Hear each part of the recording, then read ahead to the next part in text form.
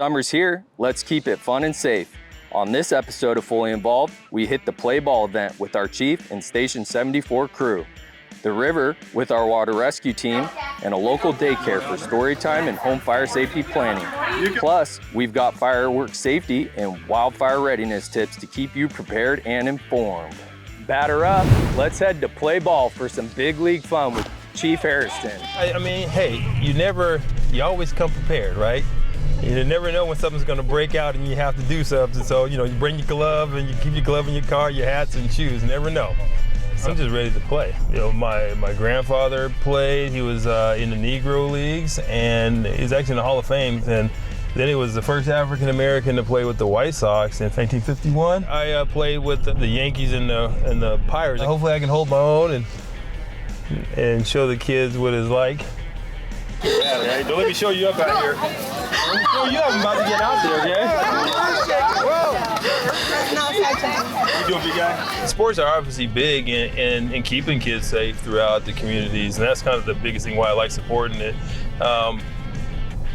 Keeps you off the streets, keeps you healthy, and it just keeps you preparing yourself for life in the future. Team sports, it teaches you failure, it teaches you how to accomplish things, it teaches you work ethics, it teaches you how to work with a team. Here we go. Chuck it. Going too far. Yep. And then you do that, and then you come on back. Make sure you're ready to take off in a second. Just gotta reconnect the community and hanging out. Kind of get showing our faces, both doing stuff like this, going out, leaving the fire station, and also opening up the fire station for the public, and kind of having them come out and just doing a lot of educational stuff. We want to kind of get to that point to where people know us as a member of their family. How their support has impacted us and made us better by passing the levy. With the 4th of July right around the corner, roadside stands and retail stores can begin selling legal state-approved fireworks. Please do your part to keep our community safe and follow these important safety tips from Fire Inspector Ashley Foster. Hi, I'm Ash Foster, Fire Inspector with Gresham Fire Department. Every year, Gresham Fire sees an uptick in our calls around the 4th of July holiday.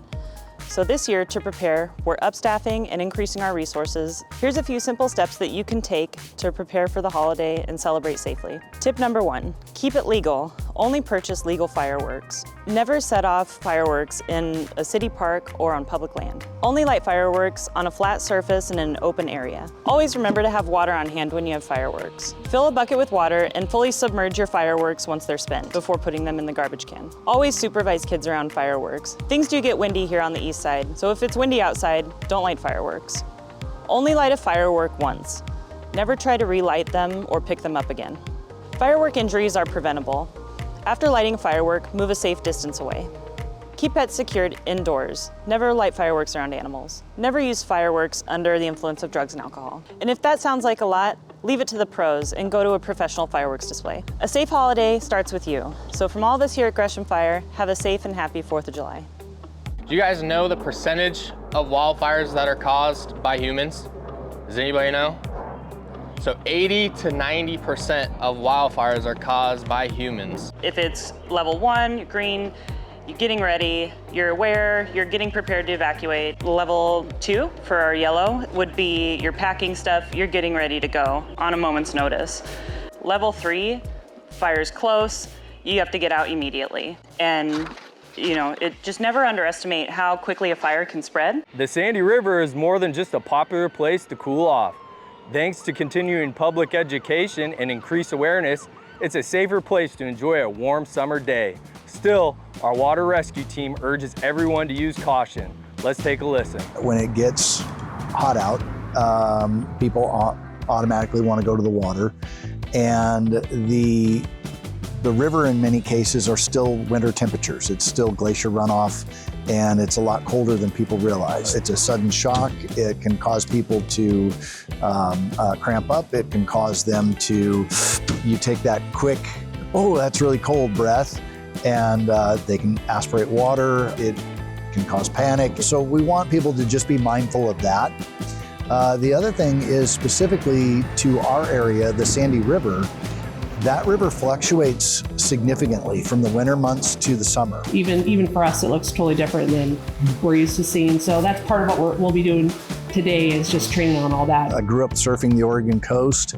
I taught scuba for the University of Oregon and for Oregon State University. The biggest thing is be familiar with the water that you're going to float down through, and if you haven't seen it or you're seeing it for the first time in the year, have spots where you can take out. Also, make sure that people wear life vests. The single best thing that you can do, whether you're rafting, inner tubing, any of that, is to wear a life vest. We have already been out over a half a dozen times, pushing a dozen, and the summer hasn't even gotten going yet. We have seen it change. Thankfully, we've seen fewer deaths on this river. At the Fire Marshal's office, teaching families how to prevent fires at home sometimes starts with our youngest community members and a good book, Todd's Fire Drill. That it was important to have drills at home too.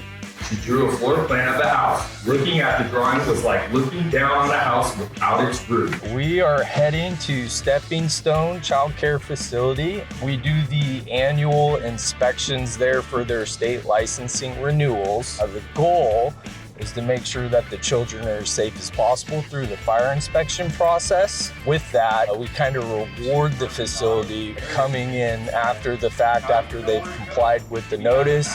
We read to the children. The book we read is Todd's Fire Drill. It's in regards to at-home fire safety drills. It's really great for the kids. We're first really excited to have them come out and learn about fire safety. They love when he comes out and brings the truck out and reads to them, but it's also really important just to build community with the fire station and just build safety.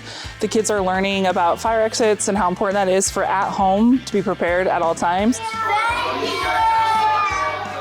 I'll hand out helmets and stickers now. You guys did so good. Bottoms, okay? What's your question? Last question. Why does fire lights go? We know through this state inspection process that the facilities are doing those monthly drills, but the goal of this is to make sure that they're doing at-home fire drills with their families. So once we do the reading, the children promote, they get a sticker, a helmet, and then we send a one-page Be Prepared document to the families of the facility to create an at-home safety plan. Well, that'll do it for us this month on Fully Involved, your Gresham Fire video newsletter. I'm Deputy Fire Marshal Brandon Baird, and I'll catch you next time on Fully Involved.